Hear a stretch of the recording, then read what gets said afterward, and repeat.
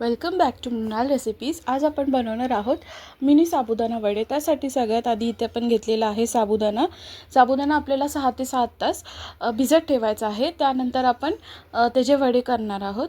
त्यामध्ये आपण 5 चमचे कूट घातलेला आहे शेंगदाण्याचा। त्यानंतर इथे मी 2 ते 3 ग्रीन चिलीज ॲड केलेले आहेत। चॉप करून ॲड करू शकता किंवा मिक्सरमध्ये ग्राइंड करून सुद्धा तुम्ही यूज करू शकता।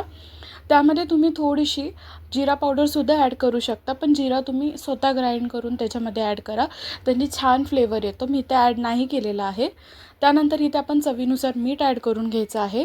आपण आधी सगळे इन्ग्रेडियंट्स ॲड करून घेणार आहोत आणि शेवटी आपण बटाटा वरून ॲड करायचा आहे। इथे आता आपण बॉईल केलेले पोटॅटोज जे आहेत ते आपण एक एक करून ॲड करणार आहोत। आपण हाताने स्मॅश करून ॲड करायचं आहे।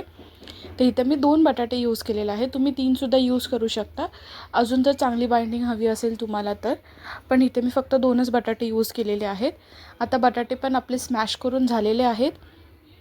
तर इथे आपण आधी सगळं आपलं जे मिक्सचर आहे ते मिक्स करून घ्यायचं आहे। जेव्हा ते प्रॉपर्ली मिक्स होईल त्यानंतर तुम्ही थोडंसं मीठ टेस्ट करून बघू शकता की कमी आहे की जास्त आहे, सो तुम्ही आत्ताच ॲड करून घेऊ शकता त्याच्यामध्ये।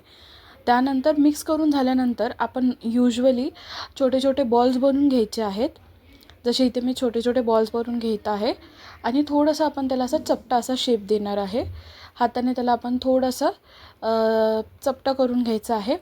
त्यानंतर एक एक करून बाकीचे राहिलेले जे पण साबुदाणा वडे आहेत त्याला पण आपण सेम शेपमध्ये करायचं आहे। त्यानंतर आपण एका साईडला तेल गरम करायला ठेवायचं आहे आणि लो टू मीडियम फ्लेमवरती आपण आपले साबुदाणा वडे जे आहेत ते फ्राय करून घेणार आहे।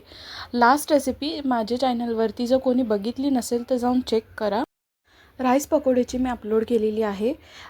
मी आता इन्स्टंट रेसिपीज ॲड करत आहे, तर तुम्हाला नक्की आवडतील। सगळ्या रेसिपीज तुम्ही बघा आणि कमेंट करून मला नक्की सांगा तुम्हाला माझ्या रेसिपीज बघायला कशा वाटत आहेत।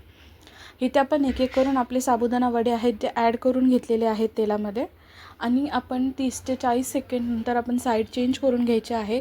थोडं लो टू मीडियम फ्लेमवरतीच फ्राय करायचं आहे, जेणेकरून आतमधून सुद्धा ते थोडे क्रिस्पी होतील। आणि इथे आपले वडे जे आहेत ते रेडी झालेले आहेत। गोल्डन ब्राऊन असा कलर आल्यानंतर आपण आपले वडे जे आहेत ते काढून घेणार आहोत। आणि तुम्हाला रेसिपी कशी वाटली हे कमेंट करून सांगा। And thank you so much for watching.